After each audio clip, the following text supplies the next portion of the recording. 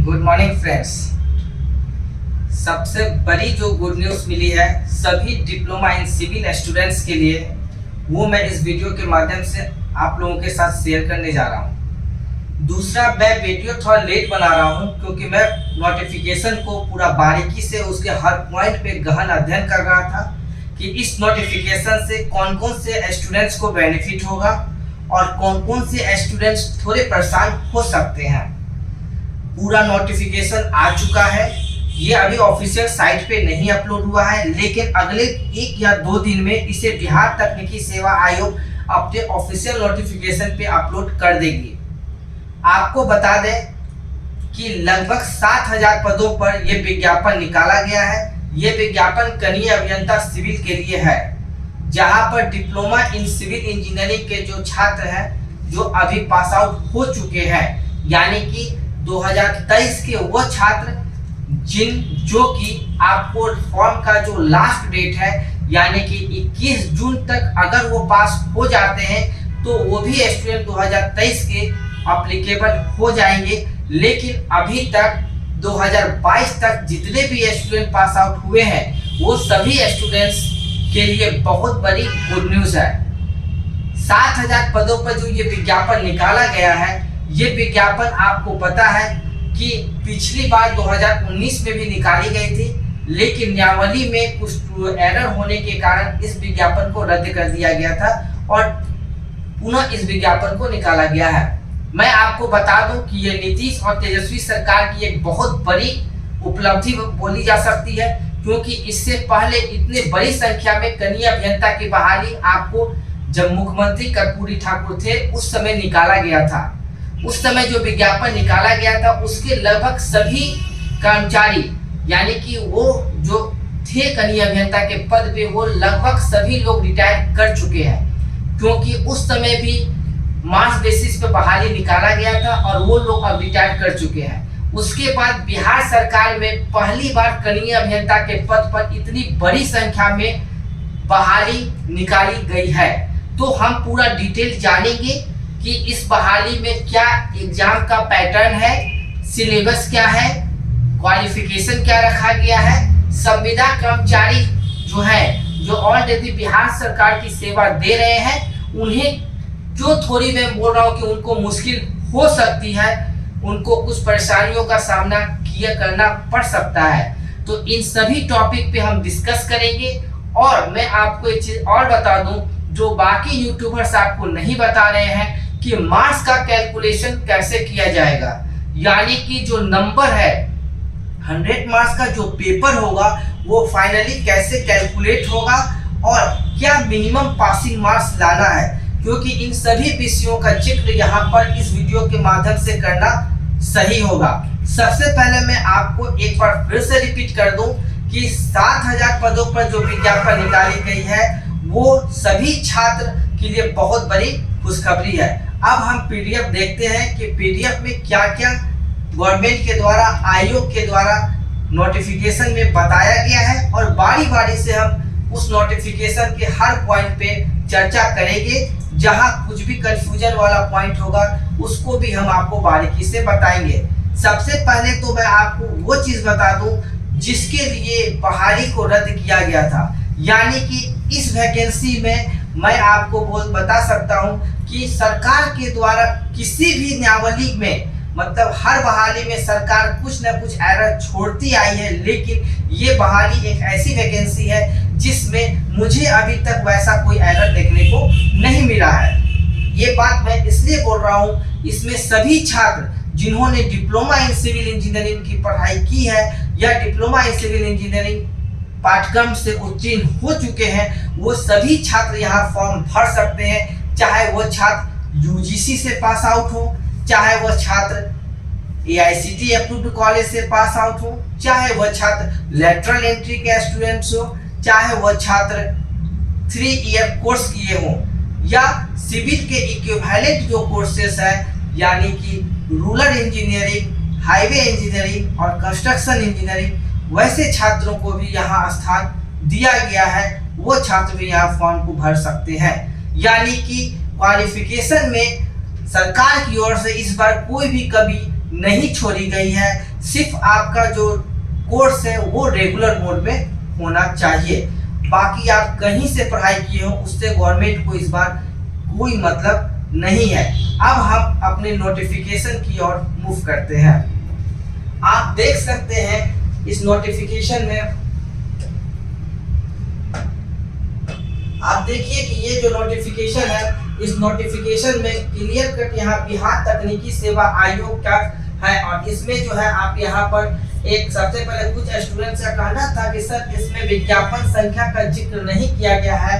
तो मैं आपको एक चीज बता दूं कि यहाँ लेटर नंबर मेंशन किया गया है। आप इसलिए टेंशन मत लीजिए कि क्या है नहीं है, क्योंकि यहाँ पर लेटर नंबर का जिक्र कर दिया गया है। और इसलिए ये जो भी पीडीएफ रोटेट हो रहा है वो पीडीएफ बिल्कुल सही पीडीएफ है। इसके बारे में आप लोगों को सोचने की जरूरत नहीं है। अब आप दूसरी तरफ देख सकते हैं एक पॉइंट और कि ये हर एक जो टोटल 8 विभाग है इसके अंतर्गत आते हैं, वो विभाग का यहाँ पर नाम दिया गया है। पथ निर्माण विभाग, ग्रामीण कार्य विभाग, भवन निर्माण विभाग, जल संसाधन विभाग, लघु जल संसाधन विभाग, योजना एवं विकास विभाग, लोक स्वास्थ्य अभियंत्रण विभाग और नगर विकास एवं आवास विभाग। इन 8 विभाग में जो रिक्तियां आई है इसके लिए कंबाइंड रूप से विज्ञापन बिहार तकनीकी सेवा आयोग के द्वारा निकाला गया है। आप यहाँ पर देख सकते हैं कि ये विज्ञापन ये जो है वो 25/4/2023 कल के डेट का ये लेटर है, यानी कि जो सचिव है उनके द्वारा ये लेटर जारी किया गया है। अब यहाँ पर आप देख सकते हैं विज्ञापन संख्या का जिक्र अभी इसलिए नहीं किया गया है क्योंकि जब ये नोटिफिकेशन ऑफिशियल साइट पे अपलोड हो जाएगा तो आपको विज्ञापन संख्या देखने को मिलेगा, इसलिए आप इसको लेकर परेशान मत होइए। दूसरी चीज आप यहाँ पर एक पॉइंट जो है वो आप समझ लीजिए कि फॉर्म कब से भराएगा। यहाँ पर आप देख सकते हैं कि 22 मई 2023 से 21 जून 2023, यानी कि 22 मई 2023 से 21 जून 2023, यानी लगभग आपको 1 महीने का टाइम सरकार के द्वारा दिया गया है इस फॉर्म को भरने के लिए। अब आप यहाँ पर क्वालिफिकेशन देख सकते हैं। एक बहुत महत्वपूर्ण बात यहाँ पे आपको बता दूं कि ये जो विज्ञापन निकाला गया है ये ऑल इंडिया के लिए निकाला गया है। अभ्यर्थी भारतीय नागरिक होना जरूरी है, आवश्यक है, यानी कि आप भारत के किसी भी राज्य में पढ़ाई किए हैं या किसी भी राज्य से बिलोंग करते हैं आप अप्लाई कर सकते हैं। यहाँ पर जो कंडीशन है कम है, यानी इसके कहने का मतलब है कि जो भी स्टूडेंट्स AICTE अप्रूव्ड कॉलेज से पास आउट हैं वो सभी फॉर्म को भर सकते हैं, अथवा यानी कि जो UGC वाले स्टूडेंट्स हैं यानी वो भी फॉर्म भर सकते हैं। सिर्फ आपका रेगुलर कोर्स होना चाहिए, चाहे आप किसी भी यूनिवर्सिटी से हो, चाहे आप किसी भी डीम्ड यूनिवर्सिटी से हो, आप अप्लाई कर सकते हैं। और यहाँ पर सिर्फ आपको जिक्र डिप्लोमा का किया गया है, यहाँ कहीं जिक्र देखिए आप सैनिक अभियंत्रण में डिप्लोमा अथवा समकक्ष होना आवश्यक है, यानी कि लेटरल एंट्री के स्टूडेंट्स भी अप्लाई कर सकते हैं और साथ में रूरल यानी जो इक्विवेलेंट डिग्री है वो भी स्टूडेंट्स यहाँ अप्लाई कर सकते हैं। अब हम अगला ये आपका क्वालिफिकेशन का था जिसका चर्चा हम लोगों ने कर लिया। अब यहाँ हम लोग चर्चा करेंगे कि टोटल नंबर ऑफ सीट्स को लेके। आप देख रहे हैं कि कनीय अभियंता असैनिक के लिए अलग अलग जैसे योजना एवं विकास विभाग का कितना नंबर ऑफ सीट्स है। इस नंबर ऑफ सीट्स को आप एक स्तर से बहुत सारे स्टूडेंट्स को कंफ्यूजन हो रहा है कि सर नंबर ऑफ सीट्स हम लोग कैसे जानेंगे कि मेरा लिए कितना सीट्स है। तो मैं आपको बता दूं कि ये जो आपको सीट्स दिख रहा है, ये जो पार्ट आपको दिखाया जा रहा है ये आपको योजना विभाग का है और ये टोटल ओपन सीट्स है। कहने का मतलब यहाँ पर जो सीट्स है इसमें लड़का बॉयज गर्ल मेल फीमेल दोनों आ सकते हैं कि सीट्स के लिए, जो 1298 सीट्स है। यानी इसमें ऐसा आप मत सोचिए कि इसमें फीमेल कैंडिडेट नहीं आ सकती है। अगर उनका रैंक अच्छा रहा, परफॉर्मेंस अच्छा रहा तो ये फीमेल कैंडिडेट भी इसमें आ सकती है। इसके अलावा जो 35% हॉरिजॉन्टल जो रिजर्वेशन दिया गया फीमेल महिलाओं को, ये यहाँ पर मेंशन है, यानी कि 519 जो सीट्स है जनरल कैटेगरी के लिए, उसमें 519 में 182 सीट जो है वो जनरल के लिए महिला के लिए आरक्षित है। 130 EWS का जो सीट है उसमें 39 सीट्स जो है वो महिला के लिए आरक्षित कर दिया गया है। इसी तरीके से आपको ये महिला का कॉलम बना हुआ है और ये कॉलम मेल फीमेल दोनों के लिए है, यानी कि इसमें मेल भी आ सकते हैं और फीमेल भी आ सकते हैं। और ये कॉलम सिर्फ और सिर्फ फीमेल कैंडिडेट के लिए है, यानी कि फीमेल के लिए जो सीट्स हो गए वो आपको 35% प्लस 3% यानी कि 38%, ये आपको कम से कम फीमेल कैंडिडेट इतना सीट लेगी। अब बहुत सारी जो फीमेल टैलेंटेड होंगे वो इस कैटेगरी में भी आ सकते हैं, यानी कि मिनिमम जो आएंगे वो 38% फीमेल इस न्यायावली के अंतर्गत विभाग में अपना स्थान लेगी। इसी तरीके से आप देख सकते हैं जल संसाधन विभाग, नगर विकास, यहाँ पूरा पीडीएफ दिया गया है कि कहाँ पर कितनी सीट्स है, वो पूरा कॉलम यहाँ पर मैं बता दिया आपको। अब आप एक बार फाइनल में बता देता हूँ कि कहाँ पर कितनी सीट्स है। आप यहाँ टोटल रिक्तियां देख लीजिए, टोटल जो सीट्स है वो 6,988 यानी कि लगभग 7,000 सीट है, जिसमें 2008 यानी कि फीमेल का सीट है, या 2008 ये टोटल रिक्तियां हो गई। अब इसमें से आपको 4,193 वो 60% में है, 1,201 जो है वो महिला के लिए 60% में है, 40% के लिए 2,795 है और महिला 40% के लिए 807, यानी कि ये पूरा आपको सीट का सॉल्वेंट दिया गया है। अब हम लोग आगे देखते हैं, सीट का हम लोगों ने चर्चा कर लिया। अब इसके बाद हम लोग ये आगे बढ़ते हैं कि सर जो रिजल्ट बनाया जाएगा वो कैसे बनाया जाएगा। तो सबसे पहले आपके विभाग जो काउंसलिंग में आप जब जाइएगा तो आपसे विभाग का एक ऑप्शन पूछा जाएगा कि आप अपना 8 विभाग का प्रेफरेंस दीजिए।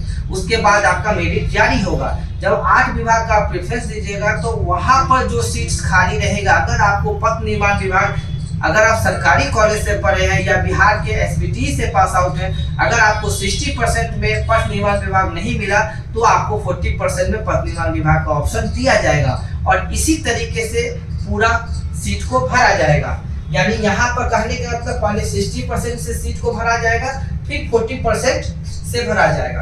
अब हम लोग एज का चर्चा कर लेते हैं कि एज क्या है मिनिमम। आप देख सकते हैं कि 1 अगस्त 2023 को आपका न्यूनतम जो उम्र है वो 18 साल होना चाहिए और मैक्सिमम 37 साल जनरल के लिए, जनरल की महिला के लिए 40 साल, ओबीसी के लिए 40 साल, एससी एसटी के लिए 42 साल। ये हर एग्जाम का रहता है, इसलिए इसके बारे में डिस्कस करना ज़्यादा, सिर्फ आप समझ जाइए 1 अगस्त 2023 को गाइडलाइन बनाया गया है एज के लिए। इसके बाद एज में और भी बहुत सारे हैं, जैसे विकलांग को 10 साल का, इस तरीके का। अब यहाँ पर एक चीज और है कि आप जो फॉर्म भरेंगे उसमें आप जिस कैटेगरी से भरेंगे आप उसी के अगेंस्ट अप्लाई करेंगे और उसी के अगेंस्ट आप आगे भी जाके फाइट कर सकते हैं। ऐसा नहीं है कि अभी आप जनरल से जानिएगा बाद में आप रिजर्वेशन का बात करेंगे तो सरकार इस चीज को एक्सेप्ट नहीं करेंगे। यहाँ पर जिक्र कर दिया गया है कि जो शुल्क है वो शुल्क भी आप देख सकते हैं कि जनरल कैटेगरी के स्टूडेंट्स, ओबीसी के, ईबीसी के और ईडब्ल्यूएस, कोई भी जो मेल कैंडिडेट है उनको 600 पे करने पड़ेंगे और फीमेल कैंडिडेट को 150 देने पड़ेंगे। इसके अलावा जो एग्जाम होगा वो एग्जाम आपका ऑनलाइन एग्जाम होगा, सीबीटी के फॉर्म एग्जाम होगा, 2 घंटे का एग्जाम दिया जाएगा और टोटल जो अंक होंगे वो आपको 100 अंक होंगे। अब इसमें आप देख सकते हैं उसमें 100 प्रश्न पूछे जाएंगे। यहाँ पर आप एक चीज समझ जाइए कि मार्क्स का मैंने बताया था कि मार्क्स का कैलकुलेशन, आप 100 क्वेश्चन टोटल पूछे जाएंगे जिसमें 80 क्वेश्चन टेक्निकल होंगे और ये जो टेक्निकल क्वेश्चन है ये आपका जो 3 ईयर का एसबीटी का जो सिलेबस है उसके अकॉर्डिंग ये आपका क्वेश्चन होगा और ये 20 मार्क्स का आपका समान अध्ययन का क्वेश्चन होगा, यानी कि 80 + 20 का रेशियो रखा गया है। यानी यहाँ पर टेक्निकल का 80% वेटेज दिया गया है और मात्र 20% वेटेज जो है वो आपको समान अध्ययन का दिया गया है। आप देख सकते हैं कि कंप्यूटर बेस्ड एग्जाम होगा और नंबर ऑफ स्टूडेंट्स ज्यादा होंगे, इस कारण से एग्जाम एक से ज्यादा पाली में भी लिया जाएगा और यानी कि जब एक से ज्यादा पालियों में एग्जाम होगा तो नॉर्मलाइजेशन का फॉर्मूला यहाँ पर यूज किया जाएगा। और साथ में एक बहुत महत्वपूर्ण बात यह है कि इस एक क्वेश्चन के लिए 1 अंक होगा और अगर आप क्वेश्चन गलत जवाब देते हैं तो आपका 0.25 मार्क्स यानी कि 1/4 निगेटिव भी रखा गया है। इसलिए सोच समझ के यहाँ पर आंसर देना है। अब हम यहाँ पर सबसे महत्वपूर्ण बात जो है उसका मैं चर्चा कर लूं, क्योंकि मैं इसका चर्चा इसलिए कर रहा हूँ क्योंकि आप देखिए समान वर्ग के लिए 40%, ओबीसी के लिए 36.5%, ईबीसी के लिए 34%, एससी एसटी के लिए महिलाओं विकलांग के लिए 32%, यानी कि ये एक मिनिमम पासिंग मार्क्स रखा गया है। जनरल के लिए 40% का रखा गया है, ओबीसी के लिए आपको 36.5 रखा गया है, ईबीसी के लिए 34 और बाकी जैसे फीमेल कैंडिडेट विकलांग या एससी एसटी के लिए 32। अगर आप इतना परसेंट नहीं लाते हैं तो सीट वैकेंट रह जाएगा। वो सीट आपको, वो जो सीट है वो बैकलॉग करके वो अगले बहाली में ऐड हो जाएगा। लेकिन इससे कम मार्क्स अगर आपको आता है तो आप क्वालिफाई नहीं कीजिएगा। अब यहाँ सबसे महत्वपूर्ण बात जो मैं आपको बताने जा रहा हूँ, यानी कि जो 100 मार्क्स का पेपर होगा या आपको 100 मार्क्स का में आप जितना मार्क्स लाइएगा, अगर आपने 80 मार्क्स लाया तो 80 × 75 किया जाएगा और ये आपका मार्क्स होगा। यानी लगभग आप जोड़ सकते हैं कि कितना हुआ। यहाँ ये आपका लगभग 60 के राउंड हो गया, ठीक है। ये आपका टोटल मार्क्स हुआ आउट ऑफ 100। यानी कि संविदा कर्मचारियों को मैं क्यों बोल रहा हूँ कि उनको थोड़ी परेशानी हो सकती है, यानी उनको जो 75 है, यानी उनको कम से कम आपको जो मार्क्स लाने होंगे वो पासिंग मार्क्स लाने ही पड़ेंगे। यानी कि उनको 100 में 40 मार्क्स जो लाने हैं वो कम से कम उनको पासिंग लाना पड़ेगा। उसके बाद उनका 25 मार्क्स ऐड हो जाएगा और इस तरीके से उनका रिजल्ट बनेगा। अगर संविदा कर्मचारी 40% मार्क्स नहीं लाते हैं और जनरल से बिलोंग करते हैं तो वो इस रिजल्ट से बाहर हो जाएंगे। यानी कि संविदा कर्मचारियों को भी के लिए भी ये कंडीशन है, जो पासिंग मार्क्स है ये उनको भी लाना पड़ेगा। ये वो अगर लाते हैं उनके बाद ही उनको 25 मार्क्स ऐड किया जाएगा। यानी कि संविदा कर्मचारी को भी इस एग्जाम में पास होना कंपलसरी रखा गया है। आप इसके बाद विशेष कुछ नहीं है। अगर वैसा और भी कोई अपडेट आता है तो मैं आपके साथ शेयर करूंगा। और इसमें जो सबसे महत्वपूर्ण बातें थी वो आपको मिनिमम जो पासिंग मार्क्स था उसका चर्चा था कि सर मिनिमम पासिंग मार्क्स कितना आएगा तो हम लोग का रिजल्ट हो सकता है। तो मैं आपको पूरा बता दूं कि मैं ये जो सिलेबस रखा गया वो सिलेबस एसबीटी का 3 ईयर प्रोग्राम जो है डिप्लोमा इन सिविल इंजीनियरिंग का पूरा सिलेबस वही रखा गया है। सिलेबस में अगले वीडियो में आपको मैं सिलेबस भी पूरा दिखाऊंगा कि क्या क्या सिलेबस में है। और आने वाले वीडियो में मैं आपको ये भी बताऊंगा कि मिनिमम जो कट ऑफ मार्क्स था तो स्टूडेंट्स कितने स्टूडेंट्स ला सकते हैं, क्योंकि बहुत सारे जो महिला का जो सीट्स है हो सकता है उनका मिनिमम पासिंग मार्क्स नहीं आए, तो ऐसे कंडीशंस में उनका सीट खाली रह जाएगा तो वो किसको शिफ्ट होगा, इसके बारे में मैं आगे आने वाले वीडियो में जिक्र करूंगा आपको। आप मेरे चैनल से जुड़े रहिए और चैनल को सब्सक्राइब कर लीजिए, क्योंकि आने वाले समय में हम लोग कट ऑफ का भी चर्चा करेंगे और बहुत सारे टॉपिक्स पे हम लोग डिस्कस करेंगे। धन्यवाद।